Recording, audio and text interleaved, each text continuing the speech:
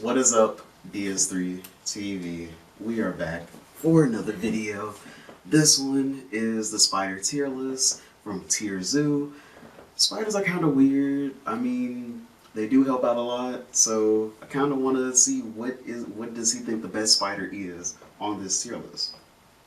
Because, I mean, it's a lot of like very potent and deadly spiders that you could be in this tier list. I mean, hey. So I guess put down in the comment section what spider would you want to be if you were a spider. So yeah, let's do that. And also subscribe to the channel. Want to get 1,000 subscribers by Valentine's Day. Thank you guys for 100 subscribers. That is insane to me that happened in less than a month. And yeah, so let's get into it. You can also put videos that you want me to react to in the comment section. And yeah, so talk to you guys. I mean, when I say talk to you guys, like I'm not gonna watch it. I'm watching the video now, yes. Alright, play. My fault, play.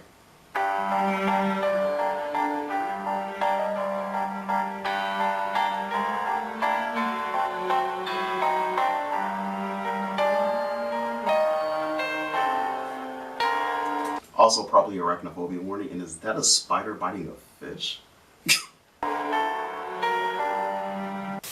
There are many ways to come out on top in an encounter without actually drawing blood. Intimidation, superior maneuvering, and camouflage are all good options when it comes to taking on an enemy you can't defeat in a physical battle. Perhaps one of the most underrated methods is creeping your opponent out. A good rush of fear can cause a target to freeze, to run away, or to lash out with a predictable and punishable move. A lot of builds have had the reputation of being spooky or creepy. Top contenders include bats, snakes, centipedes, cockroaches, scarabs, scorpions, rats, owls, ravens, toads, and many more. But today I want to talk in depth about the #1 creepiest build in the game. A build so diverse, successful, and powerful that it's the most common phobia of all time, the spider. The spider's creepiness factor is integral to its game plan because it helps mitigate the serious weaknesses I was surprised to see fear of dogs is actually a very common phobia. Oh. that can come with playing the lowest weight class. Any build with a significant size advantage can one-hit a spider, but not if they're irrationally frozen in fear.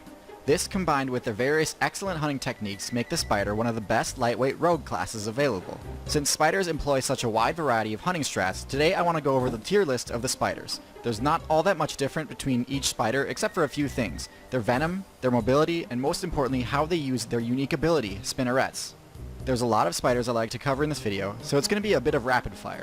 And spiders don't have a problem with eating other spiders, so that's another thing too. So, in bottom tier we've got two spiders that I'm betting most of you would have guessed would be close to the top. First is the brown recluse, a spider notorious for its ability to cause its victims' flesh to rot. Yeah.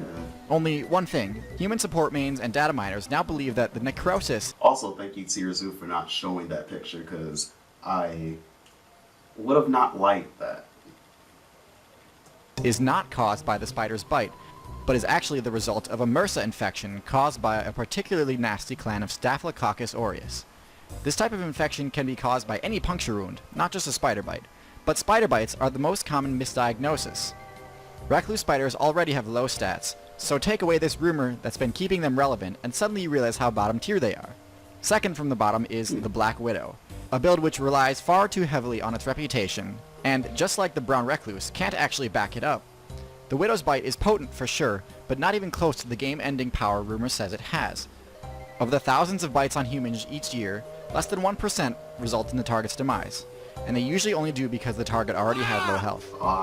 Both of these spiders also employ camping as their main method of getting kills on other lightweight players, and while this is a legitimate strategy, spiders have access to far more effective methods.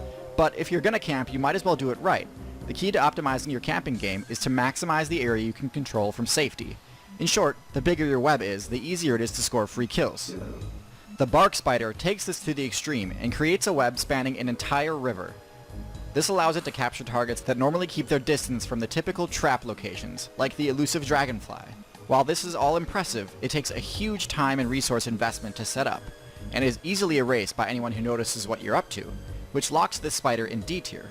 Along a similar vein, social spiders can also construct giant webs to control large sections of the map. Compared to the bark spider, social spiders expend less individual effort and construct a sturdier base, but the division of loot arguably outweighs this factor, and combined with the fact that they have to deal with thieves and freeloaders, I'd say that they're on the same level as the solo builders. They don't function as a cohesive unit, like you social insects, nor do they function as team players that play off of each other's strengths, like pack hunters do. It's more of a mob strategy. Anyways, while it may not be quite as impressive, there are much safer and less tedious camping strategies in the next tier. The trapdoor spider maximizes safety by hiding completely out of sight. I forgot about the trapdoor spider. It's actually a pretty good build, honestly. And using an alarm system to indicate the opportune moment to strike. The safety comes at a cost though, as these players are much more vulnerable to environmental hazards such as flooding, frost, and whatever else the overworld throws at them. Another solid camping strategy was found by the ogre spider players. Instead of hoping targets walk into their trap, ogre spiders fashion the webs into nets, which they cast directly onto anything that gets too close. They've got incredibly powerful vision at night, but because arachnids haven't spec'd into the iris ability, they can't turn this ability off, and as a result they actually take solar damage every single day, destroying part of their retina. Luckily, they do have a passive regeneration ability that heals this in time to be ready again the next night, but still, pretty huge drawback to go blind every morning. Yeah, that kinda sucks. All this balances out to stick these two spiders in C tier. As we move up the tier list, we move away from spiders that rely on camping and towards the more bold players. And you'd be hard pressed to find a spider more bold than the water spider, which instead of using its web as a trap, it uses as an air canister and goes scuba diving. This is extremely risky because of how easy it can be for players in higher weight classes to take them out, but the spiders make it work. Their bravery rewards them with the chance to catch minnows, which are worth a lot of XP for such a small hunter. Also in B tier, we've got another spider which uses its web. I did not know that it was spiders that actually catch fish. I didn't know that. That's news to me. In an interesting way, as a ranged mobility debuff. The spitting spider can launch sticky webs at high speed. This is particularly useful for dealing with more mobile builds when you don't want to just camp. This move is powerful if your opponent isn't expecting it, but since it has a lot of end lag, if your opponent evades it, they'll get a free punish. This move is good, but there are other builds which use it more effectively, such as the Velvet Worm, which has much more range.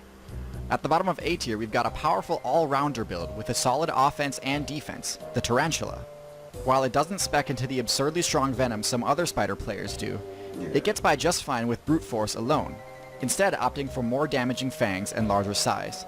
This allows it to win some matchups that are normally unfavorable for spiders, such as those with thick armor or fur that's difficult to bite through unless you've got longer fangs. It also has the ability to throw hundreds of little quills from its back, which can blind aggressors and allow for an easy escape.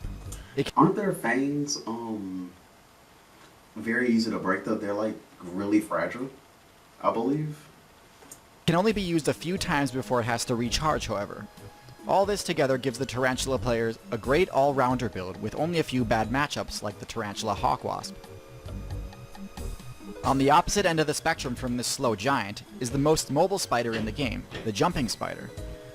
This build trades damage and defense for extremely high mobility and supreme accuracy.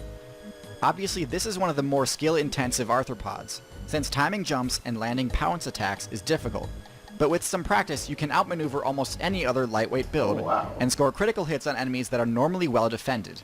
This makes the Jumping Spider a great anti-camper class. Now I don't think there are really any spiders deserving of S tier.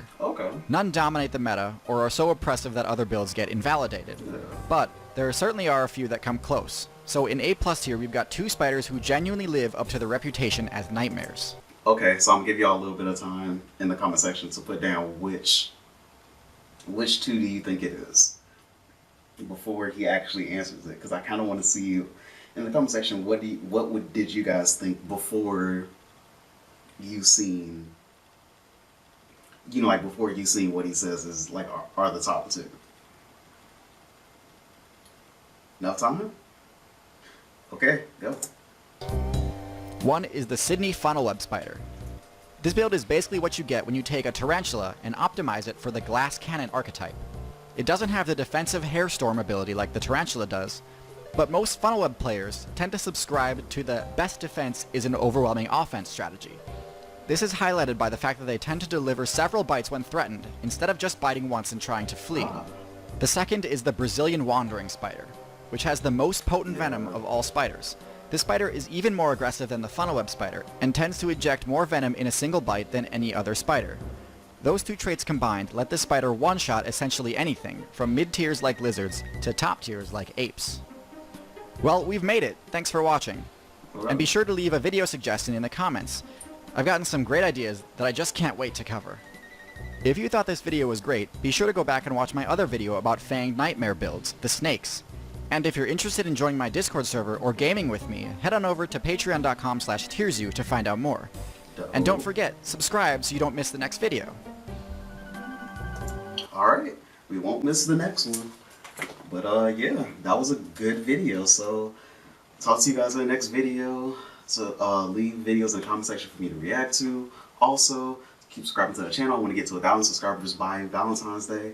And yeah, this was a Spider Tailless. So talk to you guys in the next video, and peace.